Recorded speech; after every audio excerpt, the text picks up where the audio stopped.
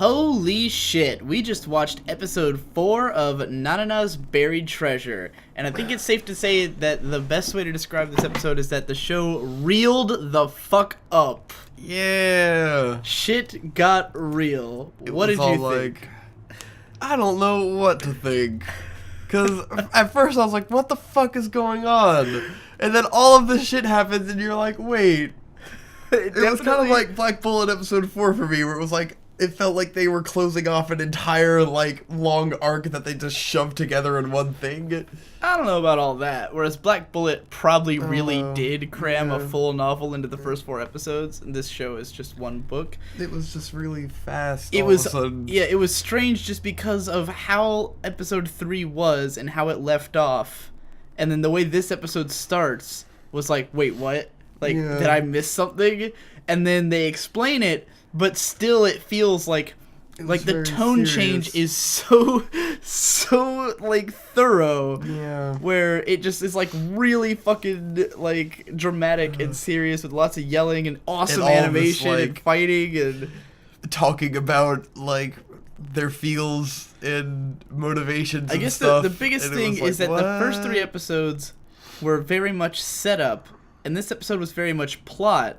But it was like all plot out of nowhere in a show that up till now had very like it only had hints of where it was going, and now it's suddenly whoa. The tone shift was too much. It was like I liked it though. I was like, dude, this is getting fucking real. It didn't feel real. like I was watching the same show anymore. I was like, wait, what just happened? I loved it, and because it felt a little out of character.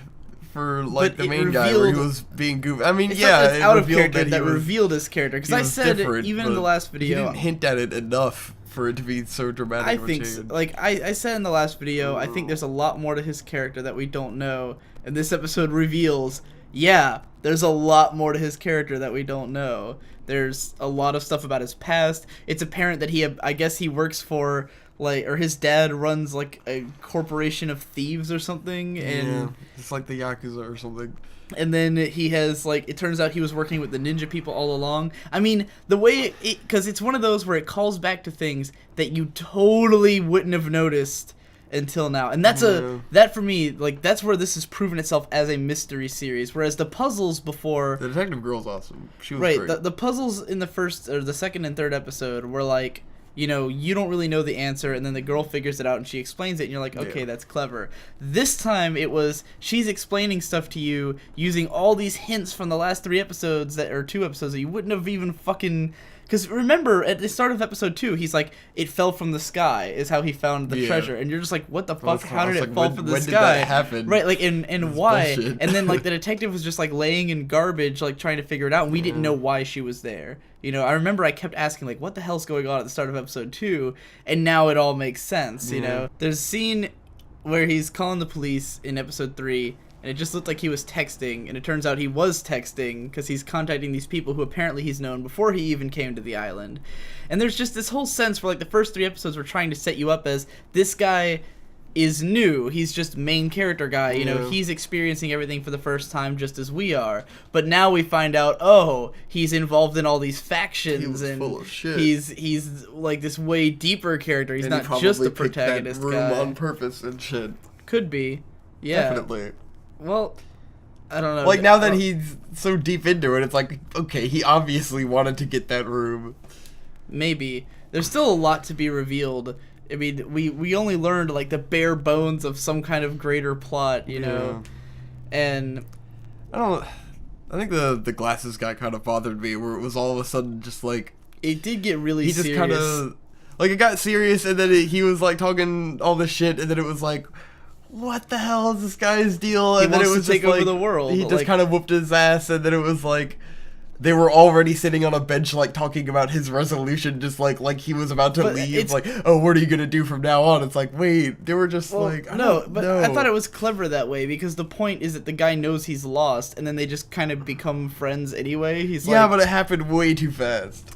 I didn't think so. It was just over here. What else would you rather they have done in the meantime? Just not have had that scene where they were kind of friends. Personally, that's I don't like it when resolution a show sits around like that. It wastes my fucking time. So I'd rather it go that fast. Like the first 3 episodes, I always felt like it wasn't. Did something else. I mean, that one particular scene felt out of place unless that guy is gonna leave. Why did he know what he's gonna keep doing? Because he was like, what are you gonna do now? Because your plan is to take over the world, and you lost the one thing that you thought you were gonna use. Yeah. His whole plan was, I'm gonna get the cane, I'm gonna take over the world. I mean, like, who now cares? He can't. So he's like, what are you gonna do now? And he said, I'll just keep running the club. And he said, don't betray us again this time. I'll continue.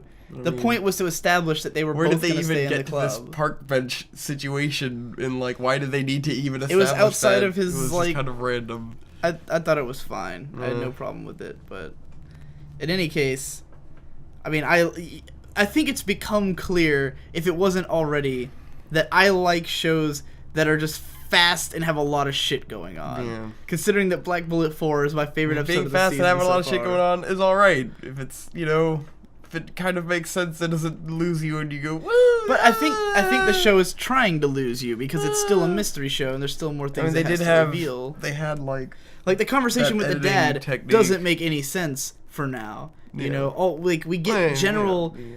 The show keeps giving us a general sense of what's going on, but then when you learn more... The dad probably sent him there as, like, self-discovery or some shit. Right, like, is the dad really a criminal, or is he a decent guy? Is the main character a good guy or a bad guy? Because they throw you hints in both directions. Yes. Nanana thinks he's going to be a good guy. The detective, Tensai, she thinks he's a criminal who she's going to have as her rival, and... there's people, like, they drop lines like, you're actually kind of evil, aren't you? Or you're good or you're bad, and then there's, like, the dad telling him, oh, maybe you're going to take over my empire as a villain. And then he also says, but he doesn't want to. So there's... trying to teach him how to love. There's this whole mess of complicated things going on.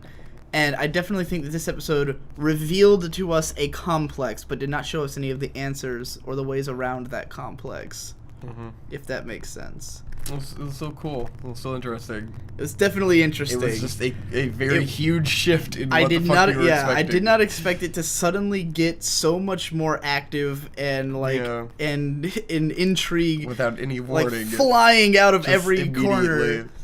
And Tensai just being perfect. Oh my god, the scene where she was faking being sad and like runs into the guy's arms and figures out that he's too tall to be him. I was just that feel when no QT Meitante GF.